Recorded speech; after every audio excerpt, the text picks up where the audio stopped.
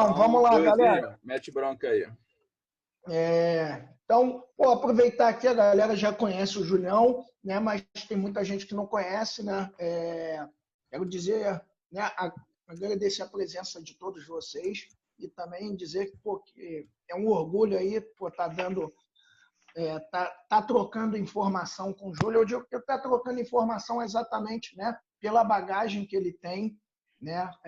Como na parte, né, na área de saúde, né, de educação física, fisioterapia. Então, com toda essa bagagem, a gente vai somando, né, um ajudando o outro. E, mais uma vez, né, eu no tatame, eu costumo estar, né, na maioria das vezes, o Julião sempre me fazendo as perguntas, né, eu como professor. Hoje eu estou aqui, mais uma... Na verdade, eu nunca me coloco, né, nem tem situações que eu me apresento como professor, mas, na verdade, ali a gente vai fazendo essa troca de informação, né? Que Com o certeza. jiu-jitsu permite que a gente conheça melhor, né? O ser humano. Eu acho o jiu-jitsu uma ferramenta fantástica exatamente por causa disso, né? Todo esse legado, né? Que essa situação que a gente está aqui agora, dessa resenha, né? Dessa conversa, essa troca de informação. Então, isso é muito importante. Então, eu queria agradecer ao Julião pela oportunidade, tá? E, cara, tem muita pergunta para te fazer aqui hoje, e exatamente Tô me vendo. colocando na situação como alunos, né? O pessoal que quiser fazer perguntas, digita ali, faz as perguntas ali no chat, né? Que o Bruno vai organizando por ordem. Mas só para deixar todo mundo ciente que a gente tem algumas perguntas exatamente que a gente vê em questão de alunos, que alunos costumam fazer essas perguntas também para a gente, e a gente também tem como dúvida essas perguntas. Então,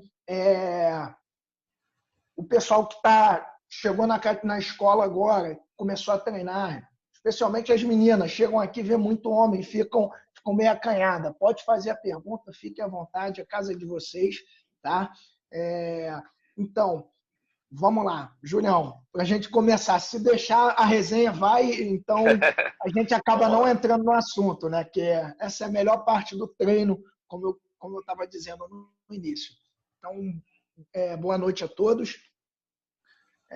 Julião, vou começar aqui com uma pergunta que, cara, a gente que começa a treinar, que começa a fazer uma atividade física, isso acaba entrando na nossa rotina, né?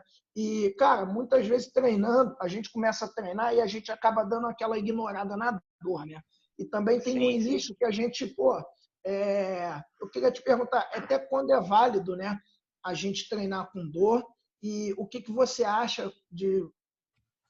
É válido, tipo, acordei com dor, eu tomar um anti-inflamatório? É prejudicial isso no teu ponto de vista, né? Certo. Até quando é válido eu estar treinando com dor e até quando é válido eu estar tomando um analgésico? Na verdade, são duas perguntas, né? Ótimo. Bom, inicialmente, boa noite a todos, né? Que nós estávamos falando mais informalmente, né? Conversando com os amigos aí, né? Com todos os amigos desse bairro de fora. É um prazer aí bater esse papo com todo mundo, né? Falo que dos últimos 10 anos a minha vida é antes do jiu-jitsu, depois do jiu-jitsu, né? Então, agradecer os meus amigos aí, todos os professores aqui presentes no nosso bate-papo, os meus amigos que me incentivaram, o Marco e o André, que são grandes irmãos, né? Iniciando aí na arte suave, né? Esses 2 anos, já está fazendo 2 anos, né? Já de jiu-jitsu. Bem, essa pergunta é muito interessante, Mestre Kleber, porque todo mundo, e quem foi atleta de competição principalmente, né, tem esse hábito de ignorar um pouquinho a dor, ou ter uma tolerância maior à dor, né? Esse é também um outro ponto que a gente pode discutir. Mas a dor é um sinal orgânico para que algo está errado. Ponto. É claro que tem níveis de dor, né? A dor pós-trauma é uma dor muito aguda. Uma lesão crônica, ela tende a ter uma dor, né, mais piora um pouquinho, ela diminui, aumenta de novo. O que é importante é o seguinte, é saber a origem dessa dor. Exemplo, que acontece muito lá conosco, né? Ah, tive uma lesão no adutor, fazendo guarda, lesão no adutor. Aí teve um estiramento, parou, aí 2 dias depois toma anti-inflamatório, a dor some, mas a lesão tá lá. E aí volta, isso pode agudizar. Então, assim, o primeiro ponto é saber se já tem essa dor, já vem há mais tempo, né? Mais lá atrás, ou se aconteceu naquele momento do treino, que aí são 2 situações, né? Geralmente, assim, né? Aí tem o Marco, o André, que também são da área, que se quiserem manifestar, o que a gente chama é o protocolo de 48 horas, é ficar de olho naquela dor, de 48 a 72 horas. Se possível, ficar no repouso, né? Sem atividade. Depois a gente pode falar até dos recursos que a gente usa na fisioterapia, né? na parte esportiva. Que 48 a 72 horas, se for uma lesão trauma, se for uma lesão muscular, ela é inflamatória por natureza. Vai ter edema, vai ter inchaço, vai doer. A dor, geralmente, 3, 4 dias ela fica meio mantida, né?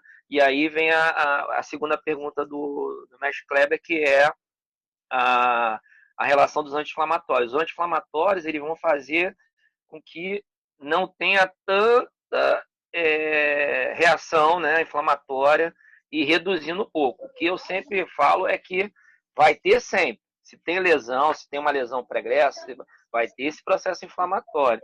Então, por isso, assim, até os colegas, né, os praticantes, todos os alunos, os nossos alunos da academia de fora, entender que ele tem 48 a 72 horas, essa inflamação vai se manifestar. Então, o mais importante se for trauma, dor aguda, sair do treino, 48 a 72 horas, esperar que o próprio corpo, né? E aí, com a ajuda dos anti-inflamatórios, daí a importância, né? Que vai diminuir a dor e vai diminuir esse processo inflamatório que vai acontecer uma lesão, um estiramento, uma contratura, um próprio trauma, né? Que não seja um trauma muito intenso, como nenhuma fratura, etc. Mas um trauma. E então esse uso. Agora, se for uma coisa pregressa, aí, assim, no lado da fisioterapia, é melhor investigar, ficar parado, né, durante um determinado tempo, né, para cuidar bem da lesão, saber direitinho a origem dessa dor, se é postural, se tem outros fatores, ou se foi só um momento, um espasmo, que 48, 72 horas, se for uma coisa pequena, a tendência é ela desaparecer. Não sei se eu respondi, se alguém quer fazer mais, se você quer fazer mais alguma Não, pontuação aí. não, a minha é exatamente essa mesmo, porque o que a gente costuma dizer, né? A galera que está começando, não tá acostumado, né, com a atividade física, ou o cara que está voltando, o cara que está voltando já está acostumado, né? Já conhece bem as dores. Mas a galera que está começando, a galera fica muito assustada. E a gente, como Sim, professor, a perfeito. gente até evita e não deixar o cara, né? Que a gente fala, meu irmão, hoje você vai voltar devagarzinho. Quando o cara que tá começando a treinar, ele atende bem. Mas o cara que já treina, meu irmão, ele, Esse ele vai, ele é o parece mais até uma temoso, né? criança. Meu irmão, a gente tem que ficar ali de babá. Parece estar no parque da Disney. Né? Ele voltou, acha que está no gás. E Então, não é assim, né? aí a gente fala, o repouso que era de, né, ou 24 horas, ou 48 horas, acaba se tornando 1, 2 semanas. Então, mas é Esse é o exatamente mais isso. comum, assim, o que eu vejo, né? E assim, até como, né, praticante. Contratura. Sinto a contratura, 48 a 72 horas é ficar botando gelo, né? É um protocolo simples, 3 a 5 vezes de gelo por dia. E repouso e anti-inflamatório. Esse é o protocolo. Não da física, que não ministra anti-inflamatório, mas se for um ortopedista e tal, esse é o protocolo, repouso. Porque em 48 a 72 horas acabou o processo inflamatório, foi uma lesão pequena, a tendência é que você aumentando, que antigamente todo mundo, não, você tem que ficar mais tempo parado. Hoje, com o avanço da fisioterapia, os novos estudos, você vai, justamente o que todos os professores lá da escola, né, por sinal, preconizam, e o que você acabou de falar, vamos voltar, mas voltar num ritmo mais devagar e gradativamente aumentando, né, essa carga de trabalho, né? Mas Beleza. existe também uma diferença, né, entre aquela dor muscular do exercício que faz de gol e daquela Sim, dor de lesão de fato, né? Porque às vezes o aluno ou o iniciante, ele se confunde, né? Ele não sabe que é uma dor muscular ou é Sim. uma dor ali de uma ruptura ou de alguma coisa mais de tendão, né? Certo, não concordo, mestre. E aí, mestre Bruno, né? O que acontece, assim, dor muscular, essa diferenciação, né? E aí, a dor, quem estava muito tempo parado, como você que me deu a aula inaugural, né? A primeira aula, e eu mal lá com 112 quilos lá, pô, morrendo no aquecimento, né? E aí no outro dia seguinte eu não conseguia levantar o braço, pô, normal. Essa dor, né, pós-exercício, ela tende a melhorar com 2, 3 dias, que não tem como, só uma nova carga para essa dor, né, diminuindo. Por isso a intensidade é fundamental, né? Não adianta, eu fui um atleta, como o Kleber colocou, né? Fui um atleta, ele volta, mas ele volta com a cabeça do que ele estava dando 100% lá atrás. E aí não vai dar certo. Aí essa dor que é muscular pode até mascarar uma lesão e aí ele, não, estou forçando a barra porque é dor muscular. E isso tem que ser dialogado, né? Principalmente vocês, graças a Deus, né? E a escola, né, em si tem essa preocupação de ficar monitorando, tá bem, o que está acontecendo. Toda hora isso eu vejo, né, como praticante, vocês preocupados com essa parte, né? Que é muito importante. Mas então você diz no seguinte, como você falou no seu caso, né? No dia seguinte ali você teve uma dificuldade de levantar os braços, né? Ou seja, de uma mobilidade. Só que, tipo, tem certas dores de fadiga muscular, né, que podem assim, durar mais de 2 dias, tipo uns 5 ou 6 dias, ou não? Geralmente não. Essa é uma excelente pergunta. Geralmente não. A dor de fadiga, né? E a fadiga aí, né? Vou tentar de falar de uma forma mais simples para que todos Sim, entendam, acho que é o sim. nosso objetivo, né? É o sinal de alarme seguinte: acabou o gás, para. E aí, mesmo você, né? Você brigando ali, não, quero continuar, o músculo vai chegar um momento que ele não consegue mais realizar o trabalho dele. Aí a fadiga geralmente vai te dar uma dor pós-exercício maior se você chegou a esse ponto máximo, vamos chamar assim, né? Esse ponto máximo. E a dor tende a melhorar, isso em todos os casos, né? Sim, Com o repouso e você não dando outro estímulo, ou seja, 2 dias, 3 dias, aí vai depender da intensidade, né? Essa exato. dor pós-fadiga, ela desaparece. Agora, Uhum. se persistir, aí acende uma luzinha para uma outra condição que mesmo no esforço, aí vem aquela questão da dor, já tinha uma dor lá atrás, né? E não falou nada porque queria treinar, e aí pode ser uma lesão pregressa, ou ele fez uma lesão, algum movimento, mas a fadiga, e ele ficou mascarado, né? Sim, mas então, num caso que o aluno ali, porque tem pessoas que, tipo, eu tô com dor, tomam algum remédio, um anti-inflamatório, né? Então, não é interessante ele, com esse tipo de dor, com esse tipo de inflamação, que é, né, de uma certa forma, eu Sim. acho, não é interessante ele tomar esse remédio e treinar Porque depois. mais cara, né? Isso é Exatamente. importante, mais cara. E aí a dor da fadiga, até porque, né, para a gente da educação física, ele vai ser o fator, né, o limiar para você dosar, ó, cara, você vai treinar mais ou menos, né, em termos de intensidade. Então é importantíssimo você estar falando no que muitos mais caras não tô bem, mas ele está com a dor, tá com a fadiga, teve uma fadiga grande, estava com dor, não aguentou, tomou analgésico e foi treinar. Então ali ele está mascarando, é até danoso, né? Porque você está tirando o sinal de alerta do corpo. Entendi. Pessoal, alguém quer fazer alguma pergunta? Kleber, quem quiser. Eu vi que a Vanessa aqui, ela fez uma pergunta, mas ela está num dos tópicos que vai ser mais para frente. Tá? E Tá eu vi bom. também que a Luciana fez.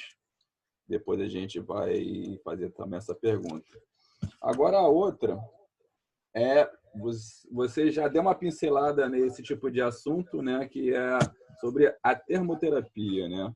Para que tipo de caso é indicado o uso de gelo ou o uso de bolsa quente? Pô, excelente pergunta, mestre Bruno, porque isso o pessoal faz uma confusão, né? E pra Exato. gente da fisioterapia é uma coisa assim, sabe? Aquela coisa básica, que é volume e intensidade para educação física, gelo e calor na fisioterapia, né? Desde os períodos iniciais, isso é martelado bastante, né? Deixa eu tentar assim, ser um pouquinho só longo para chegar nesse fim, né? Sim. São dois caminhos. Então, assim, trauma, 48, 72 horas, né? Isso já é comprovado na literatura. O gelo é o mais eficiente. Ok? Então, pô, sofri um trauma, contratura, enfim, qualquer lesão musculoesquelética, né, que é a nossa praia, qualquer lesão desse tipo é gelo, 48, 72 horas, de 20 a 30 minutos no máximo. Não precisa dormir com gelo. De 20 a 30 minutos. Aí no máximo 5 aplicações por dia. E aí, Mas, claro que depende, assim, tem gente trabalhando, tem gente que não está trabalhando, né? Opa, que alguém ia perguntar aí, desculpa. não, mas já que você já parou, eu vou complementar. Tá, Quando você diz que não é necessário dormir com gelo ali na região. exatamente, você tá falando mais de queimadura ou o quê? Não, isso é esse papinho um pouquinho mais longo, Max. Ah, tá, O que beleza. o gelo faz? Isso é importante. O gelo, ele pega o vaso e quando você aplica, depois desses... Você botou uma panqueca de gelo, 10 minutos, o vaso faz isso. Que chama de Contrai. vasoconstricção. Isso. O que acontece? Numa lesão, processo inflamatório, lesão, trauma, o vaso faz isso aqui, ele aumenta o calibre. Esse calibre que ele aumenta, aí aumenta a questão do aporte na região, né? Porque tá num processo de trauma e é normal, isso é fisiológico, mas aumenta o edema. E aí vem a dor, vem o calor na região, né? A dificuldade do movimento, isso tudo falando na parte musculoesquelética. O que o gelo faz? Já que o vaso está querendo abrir para aumentar o edema, né, no início da lesão, o gelo faz isso aqui. Diminui o tamanho do vaso, né? A luz que a gente chama, o espaço do vaso, né? Chamado, o termo específico é vasoconstricção. O vaso comprime, né? Contrai. E aí isso diminui a manifestação do edema. O edema vai existir, só que ele vai ser minimizado com gelo. O que o calor faz? O calor faz o contrário. O vaso está assim, aí teve o trauma, aí ele aumentou. O calor vai fazer isso aqui, ó, aumentar mais ainda o diâmetro do vaso. Então, o calor, né, nesses traumas iniciais, ao invés de reduzir o edema, vai botar mais lenha na fogueira, como se fosse uma gasolina na fogueira de São João. Quero aumentar a labareda, eu jogo mais gasolina lá. Então, essa é a confusão que todo mundo faz. Então, o gelo, ele tem essa questão de analgesia, né, para dor, e redução de edema. Essa é a indicação do gelo. Nada nem disso. E o calor? O calor é indicado para regeneração do tecido, que só vai acontecer depois dessas 48, 72 horas. Então, aí sim, após esse período, você pode botar calor, uma lesão muscular, desde que essa lesão muscular não tenha edema. Então, vamos pegar aí o caso do Filipão lá na academia. Né? Ele teve uma lesão braba de adutor, ficou roxo. Isso. 48, 72 horas, mas mesmo assim, com o hematoma ali na região, não é indicado ainda colocar muito calor, porque ele ainda tem o edema presente. Então, esses fatores que a fisioterapia, né, vai tentar regular e usar outros equipamentos que não vem ao caso aí pronto atendimento. Né? Tem outros equipamentos, a gente pode até discutir uma outra ocasião, laser, ultrassom, tem outras possibilidades, né, para combater, né, a cicatrização, melhorar a região sem mexer com esse fenômeno do vaso. Não sei se eu fui claro aí, consegui tentar resumir a história toda, né? Não, para mim Então, foi. o calor não, quando tem presença de edema, não pode botar calor. E trauma, por bater a cabeça, o que acontece com a gente lá? Gelo, 48 a 72 horas, com compressão, e se for membro inferior, né, para ajudar a tirar o edema, né, diminuir esse edema ainda mais, botar os membros mais elevados. se for tornozelo, se for joelho, né? Membro superior nem tanto, né? Porque a gente também machuca membro superior, né? Acho que machuca todo, né? Não tem como, né? Exato. Mas assim, no bom sentido, né? Suscetível, né? Porque o jiu-jitsu é muito... O nome já diz arte suave, né? Então, eu acho que a maior lição que eu tirei do jiu-jitsu foi essa. Tem coisa muito mais lesiva que o jiu-jitsu, com certeza. O jiu-jitsu só tá mais embaixo. Agora, quando você diz edema, até para ser uma coisa mais bem, assim, plural, né? Em alguns casos é o famoso roxo, né? O arroxeado ali Isso, o hematoma. A região. diferença boa, mestre Bruno. O hematoma tem o edema, que é só o inchaço, né?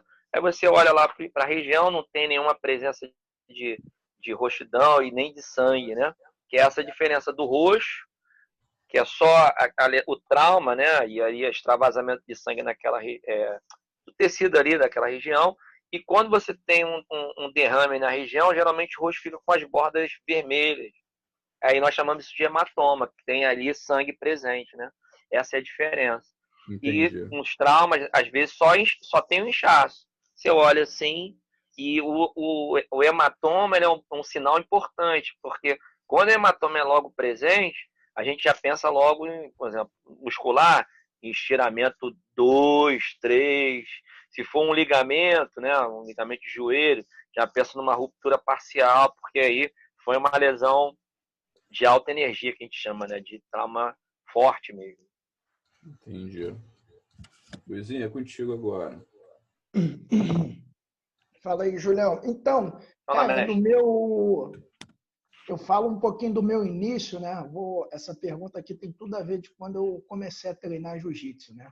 Eu sempre vi aquele cara né? Aquele cara que tem eu digo que hoje eu tenho uma boa mobilidade, né? E eu sempre vi o cara que tem um bom alongamento, aquele cara que eu já até ouvi falar num termo ligado a ele tem frouxidão ligamentar. Então a minha questão é o seguinte aqui, isso é uma questão do biotipo ou da prática, né? Qual a importância, né, na prevenção dessas situações na lesão? Porque às vezes o cara que tem uma frouxidão ligamentar, né? O cara já é todo alongado, né? Então, eu sou um cara que nunca fui muito alongado, eu acho que o jiu-jitsu me ajudou muito, porque eu sou um pouco preguiçoso para alongar. Então, eu acho que a minha mobilidade, né, melhorou mais por conta, né, dessa insistência, dos né? exercícios. É isso aí, o jiu-jitsu me ajudou bastante nisso. Então, você acha que nessas duas situações, qual a importância na prevenção das lesões? Sim, excelente pergunta, mestre. A questão, porque o jiu-jitsu, né? A gente sabe quando o cara é flexível, né? Então ferrou, ele vai ser amassado, né? E vai conseguir suportar mais tempo, porque essa dependendo da posição, claro, né? Do posicionamento ali durante o treino, a luta. Então, assim, o jiu-jitsu é uma prática esportiva, é um esporte que precisa, a flexibilidade ajuda e muito, como você já colocou teu testemunho aí, né? Ajuda pra caramba. Só que, assim, a flexibilidade a gente chama dentro do tópico, né, da educação física, mas só para o pessoal leigo, né, a gente poder entender, a gente chama de valência física, que é sua, né? Se pegar a criança é flexível. Depois ela vai perdendo quando vai ficando adulta, né? E aí, claro, fazendo atividade física e tal, isso retorna, né? E tem pessoas que têm essa flexibilidade já inata, né, dela, né? E que com o treino elas aumentam demais a capacidade, vê as meninas da ginástica artística, né? E outras modalidades. Mas ela é treinável, a flexibilidade ela é treinável, como você já colocou, isso é importante. Não tem a ver com mais o biotipo, tem a ver com o fator genético mesmo da pessoa, né? A pessoa tem uma propensão maior a ser mais flexível ou não. Isso eu também pena, eu tento aqui, que eu sou todo encurtado, melhorei muito também depois que entrei no jiu-jitsu, né? E isso é uma coisa que eu tenho que, assim, café da manhã, tarde e noite, você tem que, quando acho que o Bruno pegou, eu não colocava a mão no joelho lá na primeira aula, hoje eu toco no meu pé, porque isso e todo mundo vai perder porque está esse tempo parado, né? Então, ela não tem a ver com o biotipo. Opa, deu uma travada. Aham. André, tem uma pergunta aqui, depois eu vou liberar para você fazer, tá? Mais Voltou. flexibilidade, né? E aí, com um esporte como o jiu-jitsu, ele, pô, deslancha. Tá lá, tá o quadril dele lá, altamente flexível, bota o joelho na testa. Só que tem um outro lado, que é essas articulações ficam mais expostas num caso de um trauma, de ter esse ligamento, né, a cápsula, o que envolve lá a articulação, ser estirado. Então, vamos fazer uma comparação. Eu, mestre Kleber, que somos encurtados, e o Orsini não é encurtado, né, que está escutando a gente aí. Ele é altamente flexível, tem frouxidão ligamentar. Sei lá, um Brunão da vida cai sobre o meu joelho. Aí, eu e você, que temos menor flexibilidade, um pouquinho mais de massa muscular, talvez ali na região da coxa, suportemos mais essa pressão do que o flexível. Mas o flexível, pô, Júlio, mas ele vai estirar. Mas vai chegar um momento que, no trauma, que precisa dos ligamentos, que é onde a flexibilidade ataca, né? Onde tem a cápsula, os ligamentos que estiram mais, ele não vai conseguir, então ele algumas vantagens ele tem por ter mais mobilidade, né, mais flexibilidade, mas ao mesmo tempo esse cara que tem frouxidão ligamentar ele fica mais exposto aos traumas. Ele tem a probabilidade, né, a propensão maior no caso de um trauma da gente se safar ele não. Entendi. Quando eu tive uma lesão no joelho, Fala, mestre Bruno, ele falou para mim o seguinte, que eu tinha essa frouxidão, né, essa mobilidade, mas ele fez uma comparação com o elástico, né, do tipo, o cara encurtado, ele, digamos assim, ele não vai ter aquela mobilidade toda, mas ele vai ter o fator ali, digamos assim, não é uma dor de lesão, né, mas um sinal de tipo, esse é o meu limite. Sim, é o limite articular, aquilo daquela dor, opa, daqui eu não passo, daqui eu não posso. Já o cara com uma frouxidão muito exagerada, assim, ele vai passar daquele limite e quando estourar, como está muito esticado, a tendência é estourar, assim acho que rapidamente, perfeito, né? É uma outra. Sim, entendeu? sim. Porque ele não tem um limite assim, beleza. Agora, ele chegou àquele limite, passou um pouquinho, ele pode sofrer lesão, né? Esses mecanismos protetores são interessantes. Né? Sim, sim. E esses mecanismos protetores são importantes. Por isso, mais aquele ponto que você levantou, a dor. Aí, depois você começa a se conhecer, né? Essa aqui é uma dor de estiramento lá que eu tô alongando. O alongamento não é confortável para ninguém, né? Trabalhar a flexibilidade não é confortável para ninguém. A não ser aqueles caras que já são flexíveis, quem tem frouxidão ligamentar, ele vai embora, né? Mas esse fator é importante mesmo, mestre Bruno, importante. Mas você falou uma coisa agora que eu lembrei, que tem muita gente que fala, né? Que é old school e tudo mais, e papapá. Sim. A galera ogro. Os ogros, tô entendendo, os ogros. Eu lembro. Aí eu me lembrei agora, lá no meu tempo lá de escola, né? Os professores, eles chegavam ali, você alongando com as pernas abertas, chegava por trás de você e vral. Né? Ou seja, sim, vai com tudo, meu filho. Ali, vai lá. Forçando mesmo. Isso daí.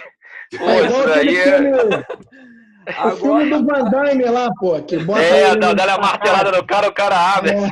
Exato. Aí eu te faço uma pergunta, né? Você falou, né? Alongamento é para, digamos assim, sentir uma dor, né, Leandro? Que você tem que ali ir no seu limite ali, né?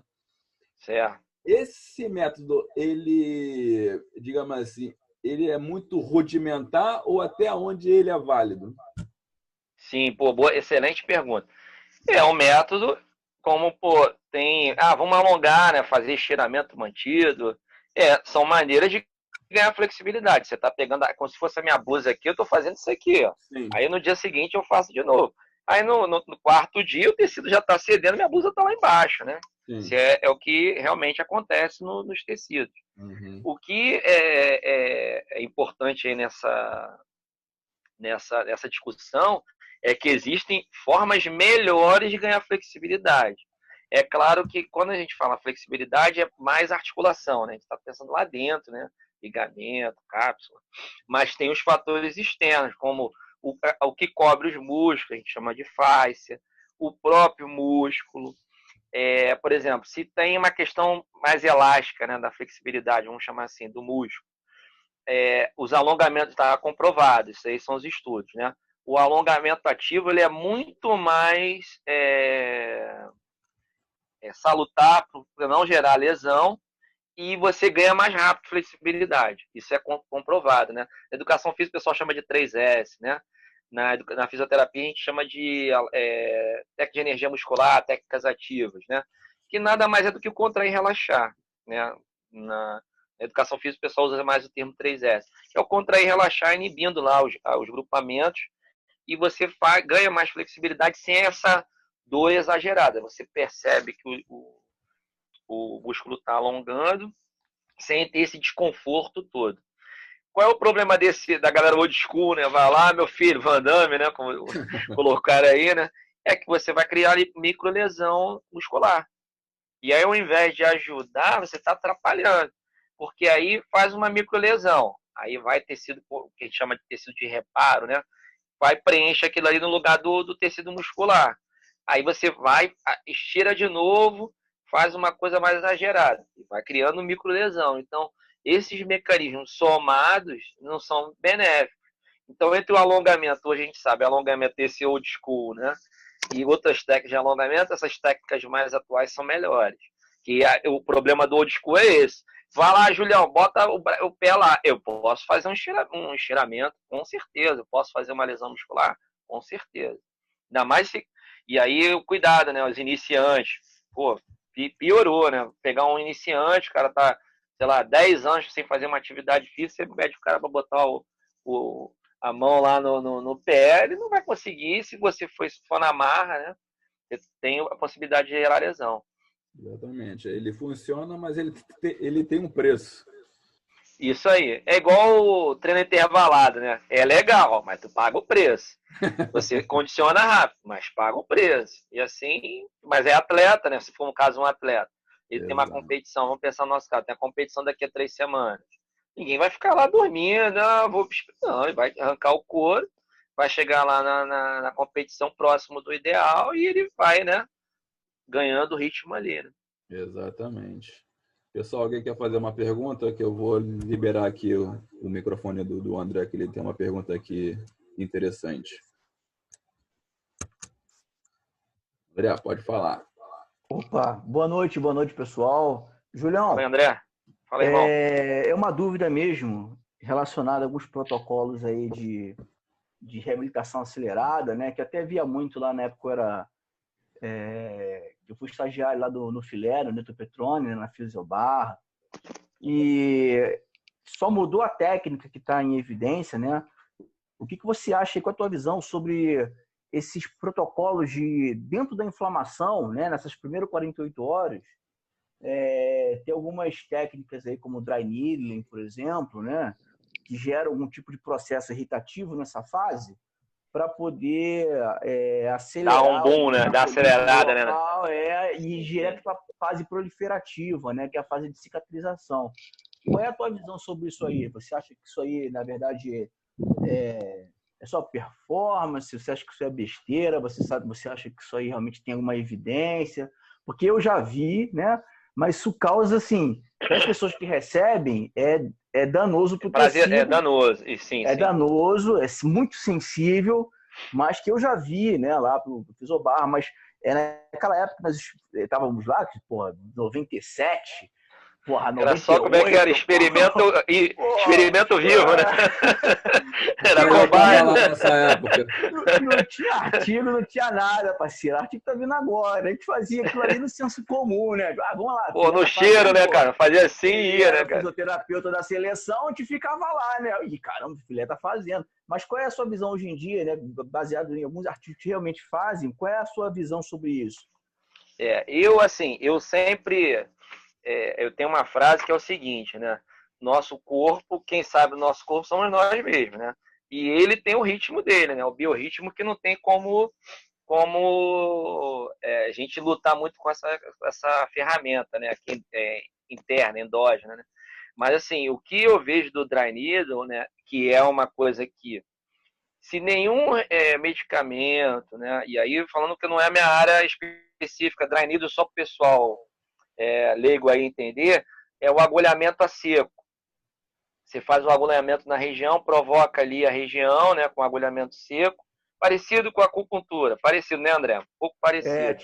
Parecido. Mas também o pessoal faz isso com a crochetagem, Sim, sim. com massagem transversa. É o mesmo princípio, só que o dry needle é um pouco mais irritativo, né? Mas nesse contexto, né? Sim. O que assim, todo mundo é unânime. 48 a 72 horas a inflamação vai acontecer. As técnicas para diminuir edema, processo inflamatório, gelo é consagrado. Então, assim, isso aí é o... Meu irmão, no Iapoca, Chuí, no Polo Sul, Polo Norte, todo mundo vai fazer. Agora, tem essas novas técnicas que precisam mais comprovação. E aí aquela coisa assim, o bonito, né, legal, novo, talvez você pague o preço. E essa região proliferativa, que vai 48, 72 horas, eu não tenho como precisar se você regenera melhor do que eu, o professor Bruno melhor do que o professor Neiva, o professor Kleber melhor que o Brunão, enfim, não tem como. O que eu vejo, assim, é que não tem nada na literatura, assim, nos estudos, consistente para dizer assim, vamos fazer, vamos irritar, que vai dar certo. Aí, por outro lado, que é o que você falou, né, o paciente, sim, igual a gente pode discutir também em um outro momento, aquelas fitinhas, né, o que é o kinesiotape, todo mundo diz que não funciona na literatura, na ciência. Mas você pergunta para todo mundo aí, pô, eu lutei, fui campeão, pô, me senti bem, pode ser efeito placebo, né, que está mais psicológico do que físico, né, uma mudança lá na estrutura. Mas todo mundo coloca aquela fitinha Michael Phelps, fala pro Michael Phelps. Fala pro Michael Phelps que não funcionou. Vai lá falar com ele. O cara tem mais de 10 medalhas nas Olimpíadas e o cara faz ventosa, não tem nenhum estudo. Então, assim, é bom a gente bater esse papo porque tem o lado da ciência e tem o lado prático. O ideal é que os dois caminhem juntos. E o comercial Mas até também, hoje, né? André... Oi? E o comercial também, né? E o comercial também, com certeza. Então, assim, o dry needle, eu não tenho, assim, eu não concordo muito não, mas até surgirem como pesquisador, assim, né, pesquisando a área, e eu não vejo o agulhamento que você vai gerar um processo irritativo, isso é fato. Se eu agulhar qualquer um aí, daqui a pouquinho tá vermelho ao redor, vem tecido ali, combater de defesa, enfim, aumentar a vascularização da área, que é tudo que a gente, né, já sabe da inflamação. Agora, o dry needle, eu não acho bacana essa proposta de irritar. Tem outros, não sei se vocês já ouviram, com gancho. As pessoas vão lá, fazem com gancho, nessa fase que o André, nessa situação que o André colocou, né? E vão lá, irritam. E aí, se você ficar em repouso, fizer o controle disso, né? E aí, com medicamento que o ortopedista, o médico do esporte já passou com anti-inflamatórios, com repouso, gelo, fisioterapia com os recursos que a gente tem, vai fazer o mesmo, talvez até um resultado melhor sem gerar dano, né? Sem brigar muito com o funcionamento do corpo. Né? Essa que é a minha visão. Não sei se você concorda, né, André? Não, perfeito. Isso também é uma coisa que eu estava questionando, né? Porque eu observava e não observo colegas fazendo, né? Mas eu não via assim, grandes evidências. Eu vi uma coisa de senso comum. É uma Sim, prática eu melhorei. É a mesma coisa, assim. O Bruno... eu fico observando, eu não tive achado sobre isso aí, né? Sobre essa resposta. Falam aí que isso aí acelera o processo cicatricial, ou se o cara, por exemplo, está com aquela lesão crônica que não demora para curar, é melhor que faça um processo inflamatório novo para poder gerar um processo proliferativo, digamos, mais eficiente, digamos assim, né?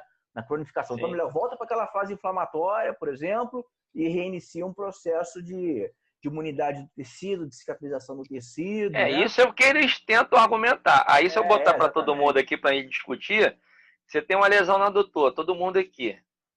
Aí é crônica. Aí você falou, tá treinando. Beleza. Aí eu faço a seguinte proposta, né? Ó, cara, eu vou abusar mais um pouquinho da musculatura. Você vai olhar para mim que amanhã você vai acordar melhor. Talvez. Mas a probabilidade é igual a casa que pegou fogo. Aí você dá um reparozinho, vou botar fogo nela de novo. A probabilidade da estrutura estar ruim é muito grande. Então, assim, são novas técnicas que precisam de mais estudo, né? Assim, coisa mais consistente do que ficar no achismo. É claro que vão ter pessoas, e conheço até, a gente pode até combinar depois um bate-papo, mas muito meu amigo que dá esse curso, e eu converso com ele, não, é bom, mas aí vem que o professor não colocou. Tem a questão comercial, né? Eu crio uma técnica, você cria outra, o professor Kleber cria outra, e aí cada um defendendo o seu lado, e a minha é melhor, e aí começa a questão comercial, como o professor Bruno colocou, né? Pode falar aí. Obrigado, Julião. Posso Nada, meu falar, irmão? Bruno? Pode? Ô, Cine, pode falar, meu irmão. Bruno, Rodrigo, André, o pessoal todo aí, boa noite, tudo bem? Boa noite. Tudo. Eu vou levantar uma discussão com vocês e, sem sombra de dúvidas, é uma discussão que todo dia que eu vou dormir e acabo de treinar, eu me pergunto. Vocês tinham falado anteriormente a respeito do old school, né? Da questão de tiro, porrada, bomba, tapa na cara. Largou o verbo, né? Aquela guerra. Aquela guerra, né? Fachada, deixar o cara roxo. A gente, provavelmente vocês tinham essa visão de jiu-jitsu, né? Quem cresceu com jiu-jitsu, eu hoje estou com 41 anos, e nessa época, né, era a minha época de moleque, também adorava isso, porque o pessoal Anos me batia. 90, anos 2000. Exatamente. Foi aí que eu sofria. E aí o que aconteceu? Só que a gente vai chegando em torno dos 39, 40 anos, e seu corpo começa de maneira consciente mesmo, né, inconsciente, mostrar para você que não dá mais. Não dá mesmo mais. Ritmo, no mesmo ritmo que era com 20, né? Então, o que acontece hoje? Júlio teve a oportunidade de treinar num dojo que eu comprei aqui para casa. Ele tem 16 metros quadrados, né, Júlio? Por aí, né? Mais ou menos isso, 20, Qual é o meu A história eu conto aí depois na resenha. Qual é o meu grande problema hoje como médico, como faixa preta de jiu-jitsu, como, sabe, admirador da arte suave? Eu hoje, pensando no amanhã, eu não me sinto à vontade, por exemplo, de treinar com o Júlio. Por quê? É uma questão não, Júlio, você tá de azul, né, Júlio? Não, sou branca ainda. Tô caminhando, se Deus quiser. Quem sabe aí são os mestres, pô. O que acontece comigo hoje? Tô no caminho. O que acontece comigo hoje? Chega. A gravidade hoje, eu com meus 41 anos, eu sei exatamente a gravidade e ela vai me prejudicar. Então, por exemplo, o Júlio pode me emborcar, meu pescoço, eu vou conseguir tocar a testa no externo, no peito, e eu não vou sentir dor na hora. Amanhã eu tô aleijado. Então, assim, eu acho que, é óbvio que vocês não dão aula para, obviamente, os shakes, né? Nem para todo mundo montado de grana aí, mas para algumas pessoas, até por essa questão de lesão, né, a gente está vendo que o jiu-jitsu está ficando mais refinado. Eu, particularmente, não consigo rolar com 3, 4 pessoas como eu rolava antes. Eu rolo com um professor que é 5º grau, o cara passa o carro em mim, saio dali achando que eu... normal, né? Saio dali achando que eu treinei mal pra cacete, mas eu perdi o parâmetro do que é treinar bem e do que é treinar mal. Por quê? Eu sei que se eu for entrar numa turma que tenha muita gente, eu vou me machucar. Por quê? O velho é igual a criança, ele quer extrapolar o limite dele. O que vocês acham disso? Eu tenho uma posição aí, antes, depois, aí só uma posição que eu quero ouvir os mestres aí, para não tenho tanto tempo de jiu-jitsu para falar isso, vocês que são graduados, claro. Mas assim, eu tenho a impressão justamente o contrário do jiu-jitsu. É claro que tem o cara mais grosso, o cara que faz mais força, né? Isso, professor Kleber, Bruno, professor Ney, professor Bernardo, E o Zeca, mestre Zeca também. O Zeca tá por aí, mestre? Não, né? Julinho, O Zeca hoje não veio, Até agora Zeca, enfim, olha só, mestre Bernardo, todo Neiva. E assim, eu penso o seguinte, eu também acho que tem tem a questão do medo. Medo, vamos falar medo, né? Medo, É a precaução. É precaução. Medo não, precaução, né? De repente medo de será você ficar mais amanhã não trabalhar. pesado, né? Mas assim, eu acho que é mais da técnica, não sei. Porque eu nesses 2 anos eu machuquei uma de adutor fazendo guarda aqui com, não lembro, esqueci o nome dele, até saiu, gente boa pra caramba. E fazendo guarda, e uma lesão que eu bati com, foi 2 lesões assim, 1 mês eu tava de volta. Um mês, 15 dias eu tava de volta. Eu tô com uns 98. Altura? 187. Eu tô com 172 pesando 67. Se eu pegar um faixa branca ou um faixa azul cascudo, sim, aí tu tá falando. O cara me vê com a preta na cintura, ele vai me arregaçar. Então, assim, entendi. Vou deixar pros mestres aí, porque assim, então, eu tenho. Fala aí, mestre, fala aí. Bruno, você já fez a tua pergunta que eu saí rapidinho aqui? Não. Pode falar. Posso falar? Então, na verdade, só complementando a sua pergunta, exatamente eu queria estar perguntando para o Júlio, né? A gente vai chegando numa certa idade, onde a gente, né, tem que ter uma certa cautela para saber onde a gente está se aventurando, correto? Exatamente. Então, a gente sabe que essa pergunta, né, Júlio? A gente sabe que a gente tem que estar com o corpo, né, fortalecido, ou seja, o corpo é forte, né?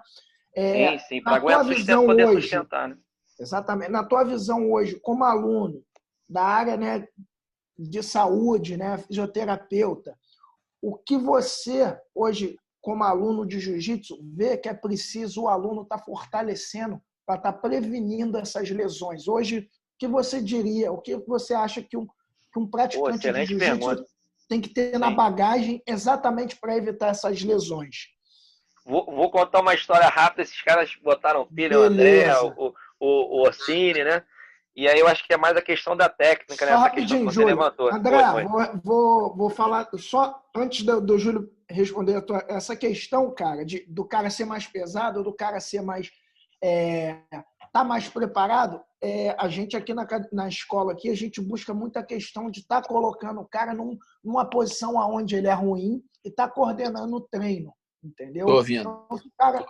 Então, se o cara é bom por baixo, a gente bota ele por cima para passar a guarda, onde ele tem uma dificuldade, né, ele tem dificuldade para estar treinando por cima. Então, a gente coloca ele numa posição específica onde ele quer estar melhorando.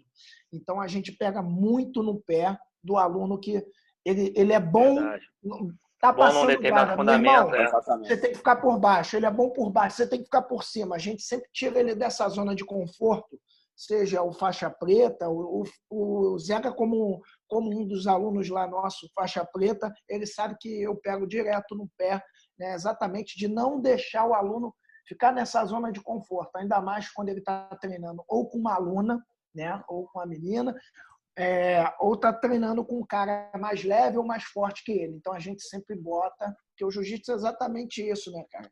É colocar os alunos numa posição de desconforto e obrigar ele a sair, né? Ele a mudar a situação. Então, na nossa visão, assim, como professores, a gente sempre busca isso do aluno no objetivo de estar buscando o melhor dele. Ótimo. Perfeito. Aí, pô, excelente pergunta, mestre. Assim, esses caras botaram pilha, tem que voltar pro jiu-jitsu. Eu falei, pô, tô barrigudo. Fora de forma. Aí fui lá fazer a aula, né? Experimental com o mestre Bruno. Falei, caramba, tô mal. E aquela coisa toda, mas vamos lá, né? E aí, assim, vendo, né? Os treinos, não sei o quê. Falei assim, pô, mas essa coisa, a galera bota bíceps, tríceps. Eu falei, pô, mas o jiu-jitsu é muito tronco-centro, né? A gente chama de eixo central.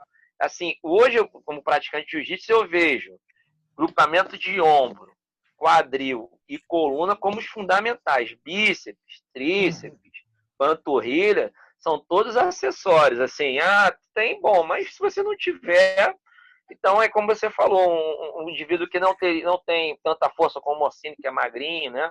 O tipo dele, não faria jiu-jitsu. Não pegaria um cara do meu tamanho, não pegaria um cara do teu tamanho, e assim, do tamanho do professor Bruno, enfim, o do Bernardo, qualquer um não teria essa coisa do... Né, não teria nem a categoria absoluta, né? Porque já seria uma coisa, ó, se é mais pesado, maior, você não vai ganhar. O menor não vai ganhar de você, né? Então, assim, hoje, para a galera proteger a musculatura de ombro, cervical e lombar, né? E musculatura de quadril. Essas são as... Quem tem essa musculatura potente, né, em dia, consegue suportar, né? Suportar quando eu falo, claro, né? Nada exagerado no sentido de treinar todo dia, treinar manhã, tarde, noite. Não é isso, que aí ninguém aguenta, né? Nem o atleta mesmo aguenta. E aí essa musculatura é fundamental. Cervical, lombar, musculatura de ombro e musculatura de quadril. Porque o jiu-jitsu é muito centro, né? E toda vez que você fala, eu lembro, toda hora eu escuto a tua voz assim, pô, quadril, Júlio, quadril, move o quadril, porque é o jogo do jiu-jitsu, né? E se você parar até em posições em cima, é rotação de tronco. Então, se tiver a musculatura de tronco, né? E claro, é abdominal, né? Evidente, né? Que mexe com o tronco. A musculatura que move a lombar, né? Que é abdominal e lá atrás. Cervical, ombro e quadril são as fundamentais. O resto é...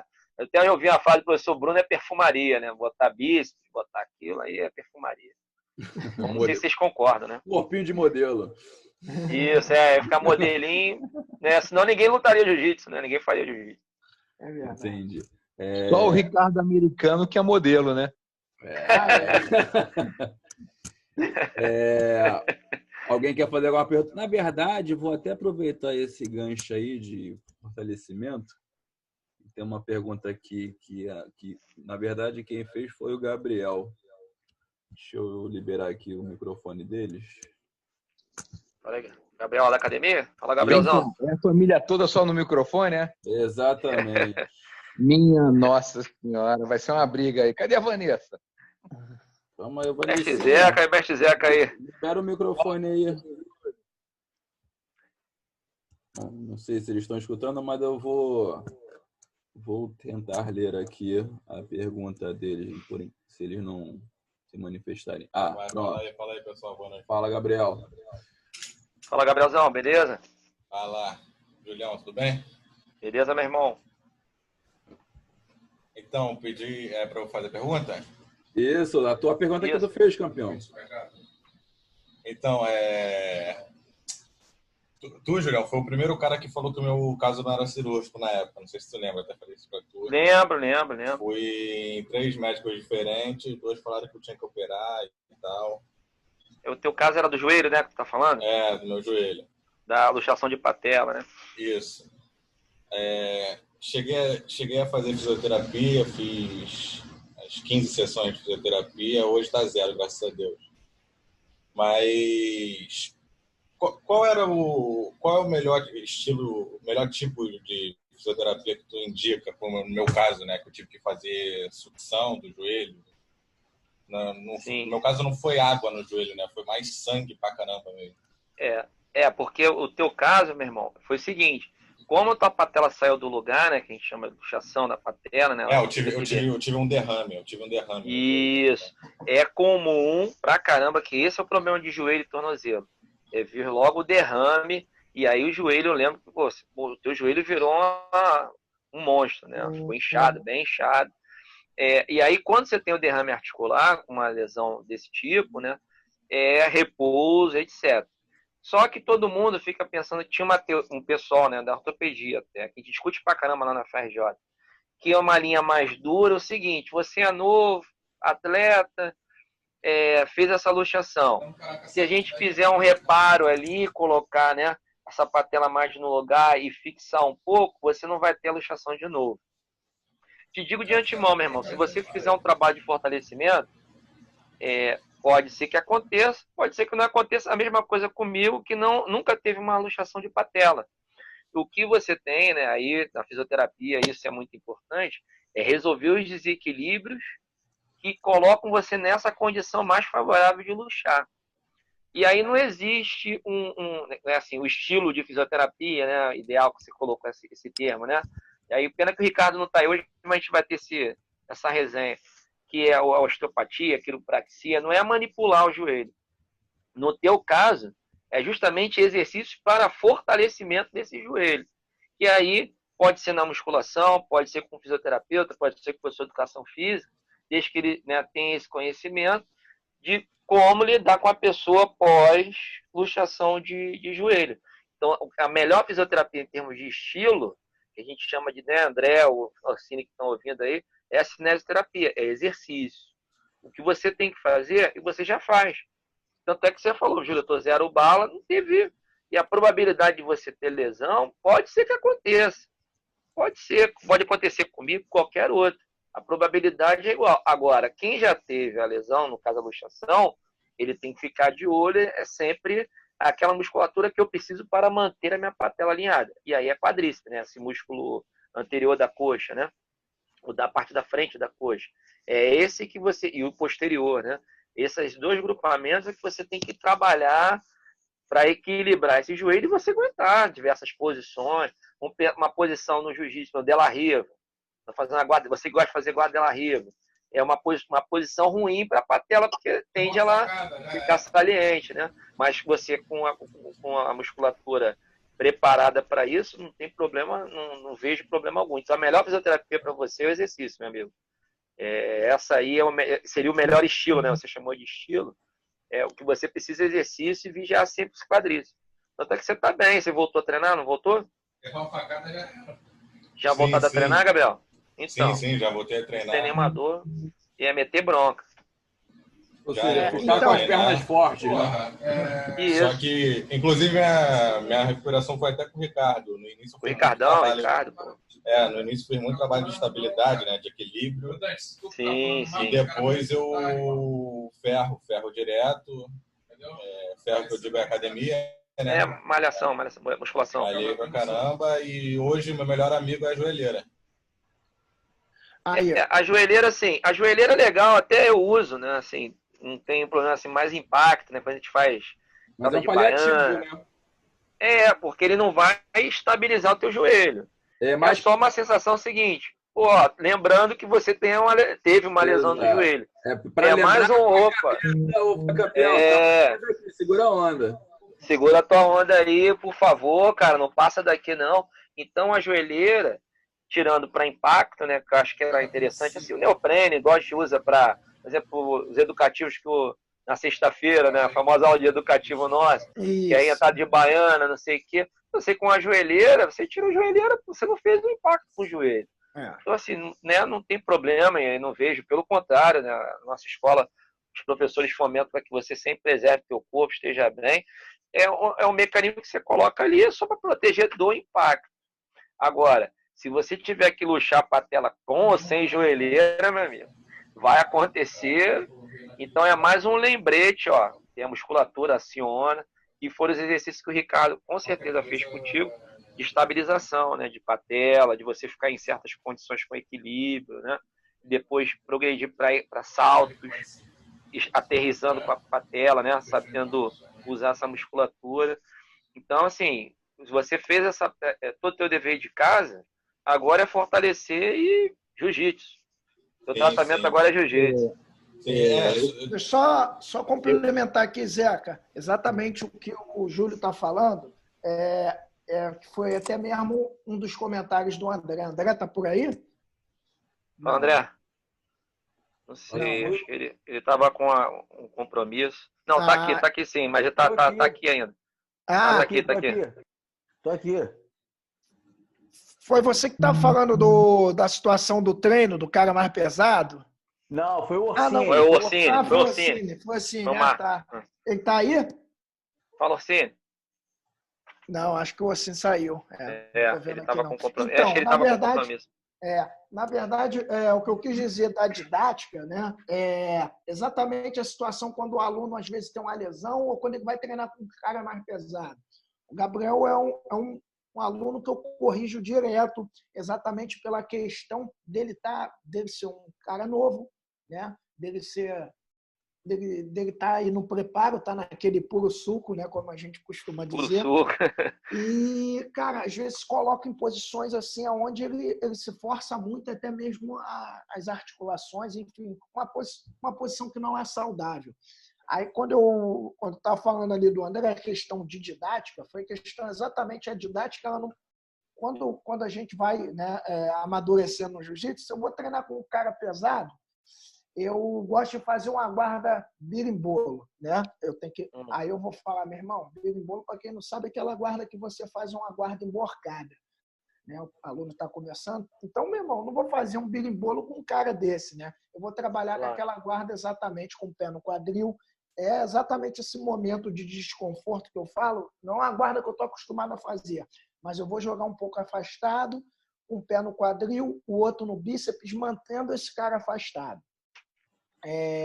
Então é isso que eu acabo corrigindo demais os alunos nessa questão assim, né, didática. Meu irmão, se você se colocar numa posição de risco com um cara mais pesado, a tendência de você se machucar é muito alta. Então, quando eu vejo que tem um cara mais graduado com menos graduado, eu já vou fazendo essa troca. E isso também, essa questão da didática, é para o aluno também se reeducar, né, nessa questão. Eu gosto, por exemplo, de fazer a minha guarda de gancho por fora. A minha guarda de gancho por fora. Quando eu começo a sentir o joelho, eu já começo a trabalhar com ela, com o pé no quadril ou no bíceps. Então, já vai logo exatamente se adaptando, né? Estou sentindo a articulação, então é mais essa questão de didática é mais, né, de início, parte do professor, quando o cara vai se graduando, parte dele também é questão de se proteger, né? Se eu tô com isso, pesado, e aí cada um... E assim, um pouco assim, eu tô tentando levar o jiu-jitsu para minha vida, né? Que é justamente isso, adaptações, né?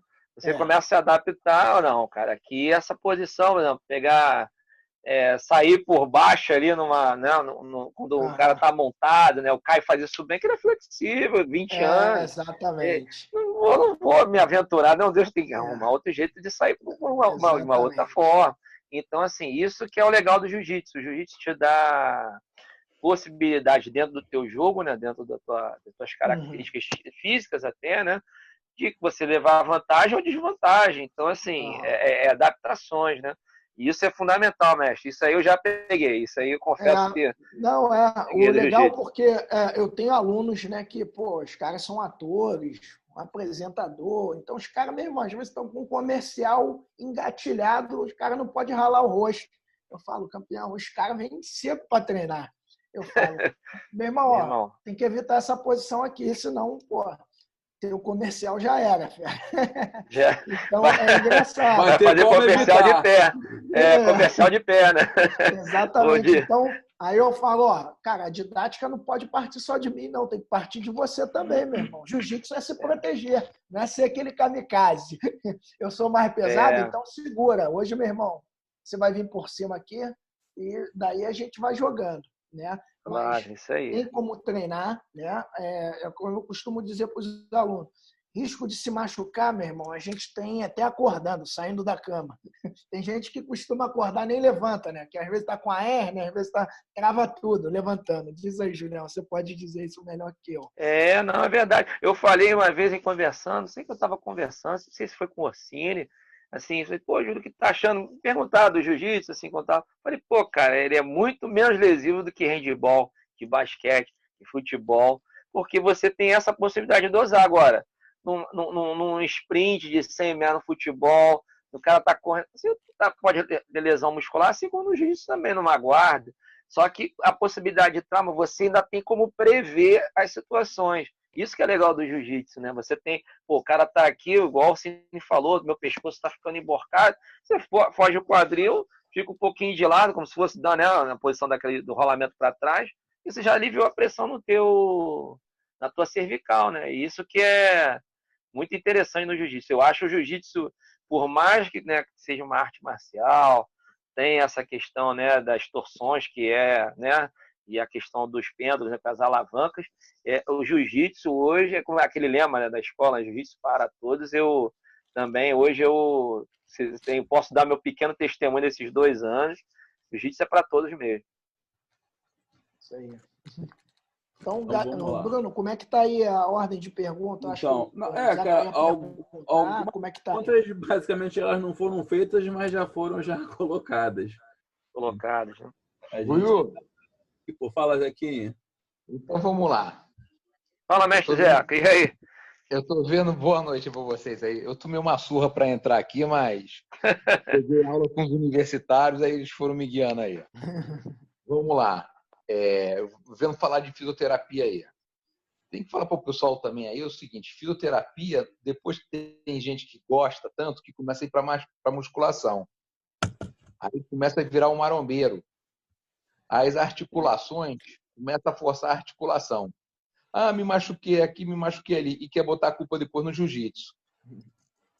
Então o cara tem que saber malhar.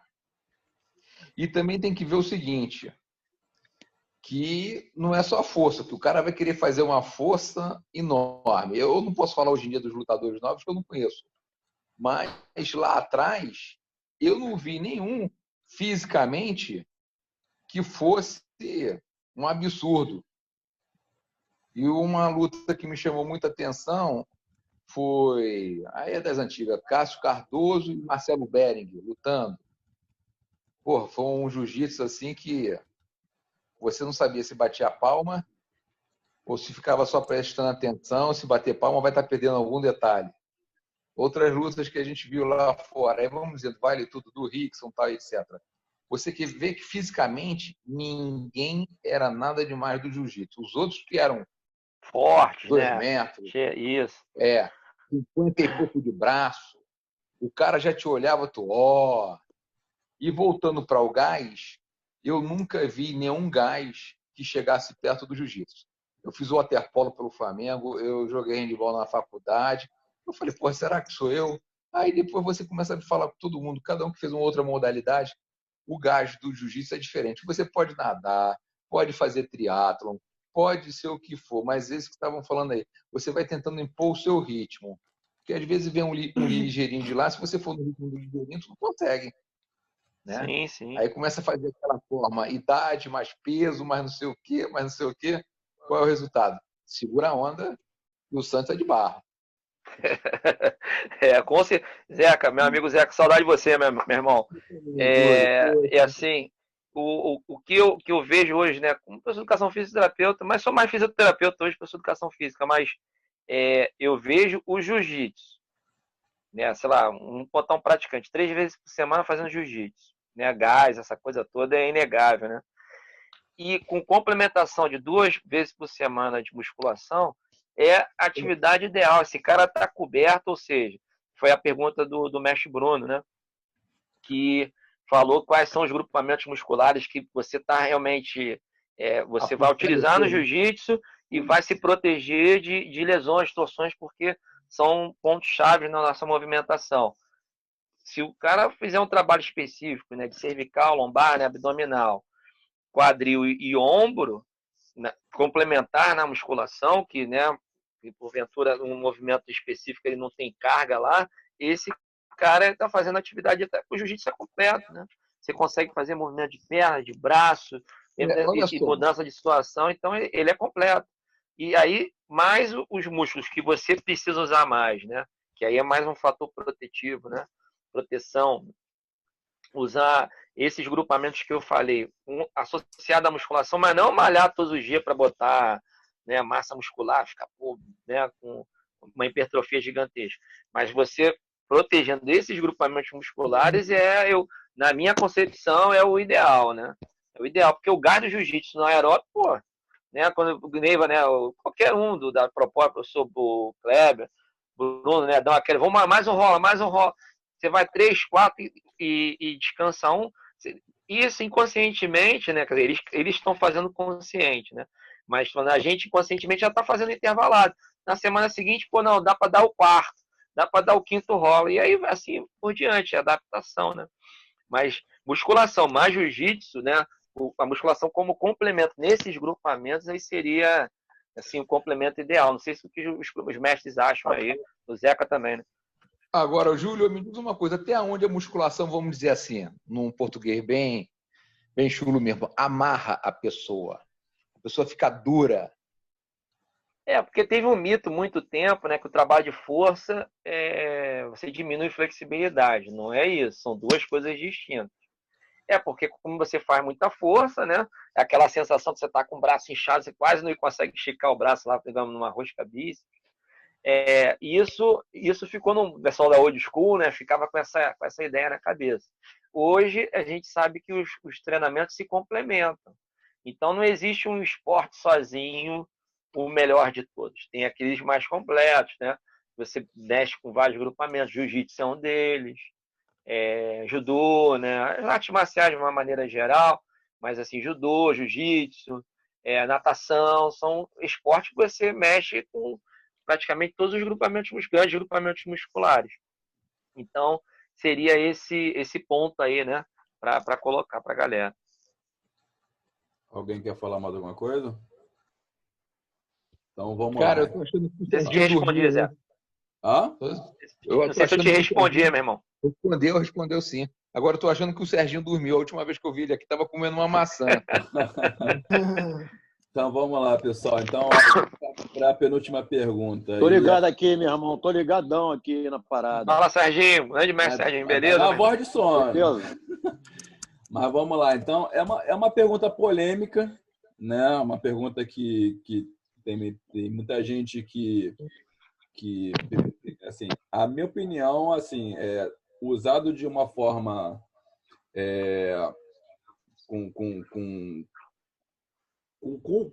com exames médicos e tudo mais, eu não vejo nenhum tipo de problema, né?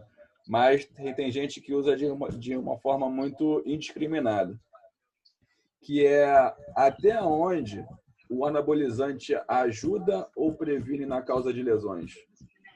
Pô, excelente pergunta, mestre. Vamos lá, né? Então, assim, tem vários pontos aí, né? O que leva uma pessoa a usar anabolizante? Digamos aí, vou pegar o Orsini como exemplo, né? Vocês não conhecem o Orsini?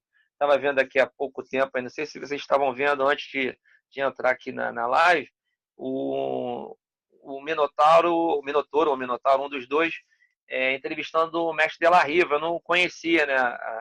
Sei da história dele no jiu-jitsu, mas ele magrinho lá, com 60 e poucos quilos, mostrando lá o vídeo, né? Uhum. Pegar o mestre De La Riva e transformar num Brunão é impossível. Impossível. Porque o somatotipo dele é diferente, o biotipo, né? É diferente.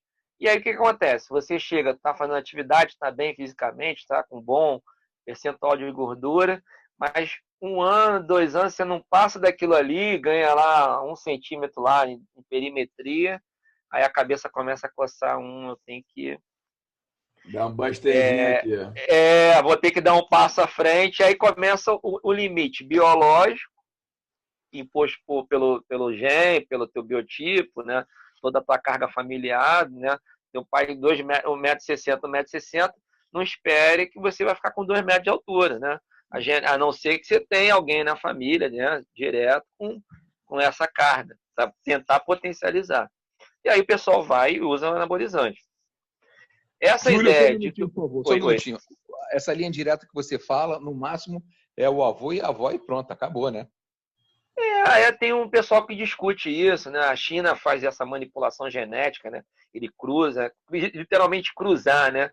Um homem alto com uma mulher alta para potencializar no basquete, no futebol. A China faz isso. A Rússia fazia muito isso. Discriminadamente. Eles têm essa... A gente chama de... como é que é? Carga genética seletiva, né? O cara alto, eu sou alto. Minha mulher nem tanto. As meninas ficam com estatura mesmo. Se eu caso com uma mulher alta, a probabilidade de eu ter filhos com uma boa estatura é maior. E assim vai, né? E lá atrás isso. Mas mesmo assim, isso não impede de eu ter uma pessoa de estatura mediana. Essa carga genética já vem. E aí, claro que o esporte potencializa isso. Você chega mais próximo do teu limite, né? O que a natureza já como é que é? Já assinalou, já assinou. Já imaginou se o Hulk casa com mulher elástico? Olha o tamanho do... Aí, mas voltando à questão do anabolizante, então, cai no que a gente estava discutindo. Aí as pessoas pensam que, um indivíduo forte, não vai ter lesão. Se essa regra fosse verdade, todo mundo que fizesse musculação, poderia afirmar hoje aqui nessa live, todo mundo que fizesse musculação e tivesse uma grande trabalho de hipertrofia, não teriam lesão muscular. Não é verdade. Se eu botar um cara, depende muito da especificidade do treino, do que ele faz. Então, o anabolizante, infelizmente, ele é muito mais maléfico do que benéfico. Qual é o benefício dele? Você vai ganhar massa muscular da noite para o dia, tá forte. Os malefícios, aí todos linkados já, comprovados na literatura, câncer, né? Fígado, ok? As pessoas que já têm predisposição genética para outros cânceres, a testosterona, né, em altos graus tem o fator que induz, né, potencializa essas células que você já tem, né, próstata, enfim, nos homens, né, nas mulheres, hipertrofia de clitóris, hipertrofia de cartilagem tireoide, né, tanto é que tem, você sabe, né, com a mudança às vezes da voz, né, o que faz a nossa voz do homem ser mais grave, essa proeminência que a gente chama aqui na anatomia, proeminência laríngeo gogó, né? Ele vai fechando ali, e isso é característica da testosterona, ela que faz fechar e muda, né? Você pega o telefone, você sabe que é uma mulher ou um homem do outro lado, né? Pela voz, né? Pelo tom, pelo timbre da voz. Então, todos os malefícios, e o principal deles, né? Que aí é um alerta mesmo para a galera. O coração é um músculo. Vamos raciocinar comigo, né? Aí eu tomo anabolizante. Estou crescendo lá, estou com um músculo desse tamanho. O músculo do coração também vai ganhar essa hipertrofia. Só que aí o coração ele trabalha na atividade física, eu tenho uma cavidade. Se eu começar a espessar meu dedo, essa cavidade que era desse tamanho, vai ficar assim, porque a parede é tão grossa, que vai diminuir a cavidade. O que acontece com esses caras que tomam anabolizante e vão para fazer atividade física? Se eu começar a fazer aquecimento lá, sei lá, o mestre Kleber está dando aula lá, tal, e aí a frequência está 150, 140, porque eu estou fazendo aquecimento, todo mundo suando, e aí começa lá, né, a aula do mestre. Um cara que tem hipertrofia de diminuição da cavidade do coração, ele está fazendo aquecimento e não está fazendo aquecimento, a frequência dele é a mesma. A gente chama de variabilidade da frequência, que tem que existir. Eu subir a escada, ela tem que aumentar. E aí o que acontece muito, e a gente vê aí, o professor Kleber, o professor Bruno, o professor Neiva, o Bernardo, o Zeca também, a experiência dele na luta, já viu o cara morrer subitamente. E aí é isso, uso de anabolizante, diminuição da cavidade lá do coração, que a gente chama de ventrículo, é uma das câmaras, e pode acontecer morte súbita. Tem um amigo que fez um estudo, só estudando a parede desses caras que tomam anabolizante, né, para prevenir que não tenha lesão. O coração dele era pior do que já tinha colocado num stent, um infarto agudo do miocárdio. Era tão ruim quanto. Então, ou seja, pior, né? Porque ele não tinha lesão e está provocando lesão por anabolizante. Então, é lenda você ser forte para prevenir lesão. O que a gente já discute, isso é bem na literatura, eu preciso fortalecer determinados músculos para o que eu preciso e não fortalecer, e aí eu estou isento, sou super-homem, né? E não vou ter lesão. Não sei se eu respondi de uma forma mais simples aí, Bruno, sim. Kleber. Mas também tem aquele tipo de lesão, né? Que do tipo a pessoa lá tá ali anabolizada, né? Tá com droga no corpo. E, obviamente, o rendimento, a performance dela vai melhorar, né, em termos de força ou resistência, dependendo ali do tipo de droga.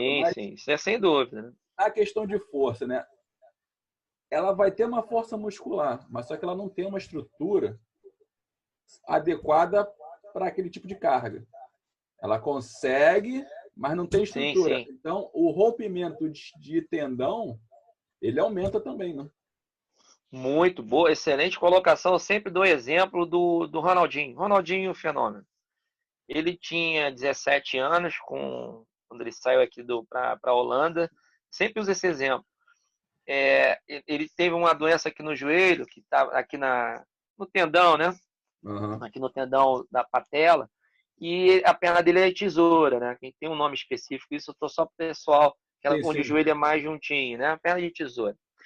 O Ronaldinho foi para a Holanda em um ano, e aí, só para vocês terem ideia, ele ganhou 10 quilos de massa magra. Então, Uhum. como se eu tivesse pego, sei lá, qualquer um de nós aí, o Gabriel, ele que pesa 80, olha só, tu vai pesar 90 agora, só de massa magra. Ele não pegou, ganhou o percentual de gordura, ele ganhou só massa magra. Pô, que ganho bom, ok. Só que o que o professor Bruno acabou de falar, a estrutura dele não está preparada. O que aconteceu? Que aí, esse padrão postural, mais o aumento de massa muscular repentino, que aconteceu? Rompeu um tendão e rompeu o segundo. E se talvez ele não tivesse feito um trabalho tão grande ali na musculação, talvez, pode ser, não teria lesão, porque a sobrecarga tendinosa, somado mais o padrão postural dele, mais a questão também, né, que vocês falam pra caramba, e a Gracie Barra toma esse cuidado com a alimentação, né, o que você é lá atrás, e a gente, ainda mais quem está passando depois dos 40, então você tem que tomar mais cuidado com a alimentação, né, e o corpo já está começando a diminuir o metabolismo, isso tudo influencia. Então, assim, a questão dos tendões, eu vou aumentar muito a massa muscular, vai aumentar muito a tração ali, pode ser um fator predisponente, sim. Então, Com certeza. ele não acompanha, né? Não acompanha, porque ele até acompanha um determinado momento, só que a hipertrofia é tão grande que aí fica a diferença, o músculo cresce e no tendão não tem fibra muscular para crescer, né? Ele vai ter força, mas não vai ter pilar. É De isso uma aí, certa forma. é um prédio, é igual eu sair da faixa branca para faixa preta, não sei nada de jiu-jitsu para ir para faixa preta, pô. Fica na branca. Me diz uma coisa. É só ir lá na loja. É isso aí. Ô, Júlio, então o negócio seria mais fibra muscular? Não, você, a jogada, né? Acho que como tudo na vida, você tem o equilíbrio. A jogada o Zeca é um cara forte de membro superior e fraco de membro inferior. Pensando no jiu-jitsu, o que eu posso melhorar no Zeca, no membro inferior, que ele vai usar? Abdutor de quadril, adutores de quadril, abdômen. Zeca, fortalece aqui. Que em cima você já está bem. Então, é esse equilíbrio que a educação física hoje, né, a Bruno, os professores aí que estão presentes, né, o Neiva, que é esse equilíbrio que todo mundo está buscando. Antigamente, o pessoal só força, força, força. Mas vira que o indivíduo com força, então nenhum atleta teria lesão. Se pegar todo mundo aí, né? Não teria, porque o cara é forte. Né? Algum atleta olímpico de ponta já participou sem ter tomado algum produto? Assim, não posso falar, mas diversos atletas, assim, boa parte deles, cara, não faz uso, até porque é mais atualmente, que você pega isso com uma facilidade, dependendo aí da substância, 6, 7 meses ainda para sair do corpo, né, um indício, né? Então, e aí você tem, né, e aí tem gente que faz o processo legal, né, e a gente sabe isso em algumas modalidades. Tô com uma lesão, o cara sai. Aí ele usa o anabolizante. Volta, como é que tu tava com a lesão que você volta desse tamanho? Daqui a pouquinho o cara tá maior do que ele parou. Tá. Agora, outra pergunta. Isso acontece também, né? Deixa eu matar uma dúvida aqui. Você é um atleta de ponta, um corredor. Tá? Você bateu o recorde mundial por alguns milésimos. Depois, existe um estudo, uma estatística de quanto tempo esse milésimo pode ser batido, esse recorde novo? É difícil, depende muito da modalidade. Vamos pensar assim no atletismo, né? Vamos no atletismo, na corrida de 100. 100 metros, assim. O Bolt, se ele tivesse, sei lá, que o Bolt deve estar com uns 30 e poucos anos, mas tivesse a fonte da juventude, e colocasse o Bolt de novo para correr, assim, ó, cara, volta 10 anos aí. Ele ganharia de novo. Por quê? Ele é biotipo, a maneira dele correr. Então, assim, acho que como qualquer esporte, né? aquele cara muito técnico, ele já leva vantagem. Então, assim, depois eu complemento, né? Ele tem menos força, mesmo inferior. Ele continua sendo técnico pra caramba. Eu só dou o refinamento, né? Então, assim, para você bater recorde, que a gente chama, né, dentro da educação física tem um termo para isso, que é o macrociclo. O que é? Um planejamento para 4 anos. Então, hoje eu não posso botar o Zeca para correr a São Silvestre, mas daqui, sei lá, a 2 anos, você está voando na São Silvestre. Então, essa programação num atleta olímpico, às vezes o ciclo dura 8 anos. Nas grandes potências olímpicas, né? Pensam no cara em 6 anos, 7. Essa menina aqui, para mim, vai ser um novo fenômeno aí vai ser outro Phelps, aquela Baylor da ginástica Daiane, artística. Lembra a Daiane, isso aí, mestre. Lembra a Daiane dos Santos, só que é gringa, né? Americana. Aquela menina ali, ela foi preparada para 5 e ela explodiu em 3. Então, ela é tão técnica que agora que ela, na cabeça dos treinadores, dos preparadores, né? Agora que seria a hora dela, essa aí vai fazer barulho, só que ela já tá voando, desde a Olimpíada passada. Então ela vai provavelmente porque ela tá com, sei lá, 19, 20 anos agora, estourando no máximo. Quer dizer, imagina, ela estourou com 16, 15, 16 anos, acho que 16, se eu não me engano. Então, esse ciclo ele é muito longo, né? Tem diversos fatores. O que é o principal é a habilidade, né? A técnica, que se o cara é muito técnico, a restante das coisas você vai complementando.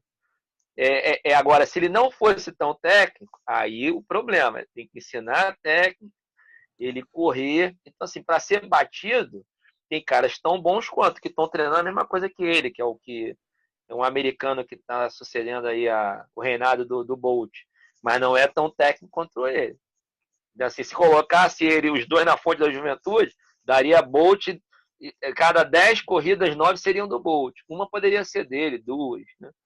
Então, assim, para bater recorde, realmente, acho que, no meu entendimento, tem o mental, tem outros fatores. Mas, Júlio, se o cara começasse a treinar para aquilo com um técnico diferenciado, ele não poderia ser igual ao Bolt ou chegar bem próximo?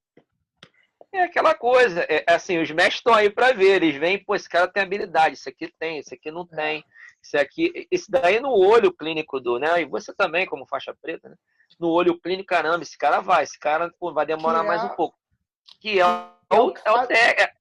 Oi, desculpa. Não, complementando o que você ia dizer, esse assunto aí, é o que fazem na China, né, é o que o chinês faz, né, ele já seleciona. Sim, o cubano. Desde criança. O cubano, exatamente. A antiga União Soviética fazia isso. Isso, cubano. Cubano, ele experimenta tudo. Não, cara, olha só. Você vai pro judô, você vai pro vôlei, você vai... Porque ele mostra aptidão e depois aí ele vai seguir se ele quiser. Mas esse olhar clínico, porque além da habilidade, né, que ele tem, ele precisa de aprimorar a técnica. Que é essa que todo mundo confunde, né? O cara técnico é habilidoso. Não, o habilidoso é um outro fator. Ele tem a técnica, só que o cara tem 3, 4 saídas para aquela mesma situação. Que aí vem a questão do jiu-jitsu. Pô, ele está numa posição, os mestres estão vendo lá, pô, tem 6 saídas aí. Você só consegue enxergar uma. Essa é a diferença do habilidoso, que ele tem a técnica, mas ele consegue resolver o problema com menos gasto de energia e com 6, 7 saídas. Só a técnica também não... Né? Ele tem a técnica, mas ele resolve melhor do que eu. Daí tem a diferença das faixas, né? As faixas, né? É isso aí, que o tempo vai levar, e treino, né? E outros fatores. Então, Buzinho, agora é contigo. Então, Julião, eu acho que a última pergunta aqui que a gente, né, que eu tenho aqui para fazer para você cara, eu acho que dentro do conceito de quem treina, né, você já respondeu todas elas, né? Tipo, na sua visão hoje, profissional, como, né, professor e cientista, qual a importância da fisioterapia para o cidadão, né? Para o cidadão comum e para o praticante de jiu-jitsu? Acho que o praticante de jiu-jitsu, você já respondeu, né, bastante coisas aí para a gente. Para o cidadão comum, assim, que nunca treinou, enfim, que está começando a treinar agora, ou que não quer treinar, enfim, que A fisioterapia, ela assim, eu tenho uma frase, né? Falo isso muito lá com os alunos lá na escola, na FRJ, que é o seguinte: a fisioterapia cada ano cresce 5 anos aqui no Brasil. Para quem não sabe, no mundo, a nossa escola, a Escola Brasileira de Fisioterapia, é das melhores do mundo. Somos nós os canadenses, os americanos e os australianos. Esquece a Europa em termos de fisioterapia, principalmente a nossa esportiva, né? No esporte. Então, isso é a fisioterapia hoje brasileira. O fisioterapeuta brasileiro lá fora é igual, é a mesma coisa do diploma de faixa preta como vocês, dar aula lá fora. Não, sou brasileiro e dou aula de jiu-jitsu. Então, as portas se abrem lá, né?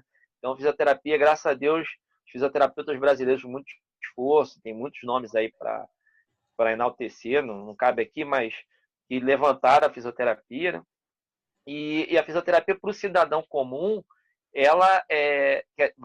o objetivo da fisioterapia é devolver o indivíduo para a funcionalidade. O que é funcionalidade?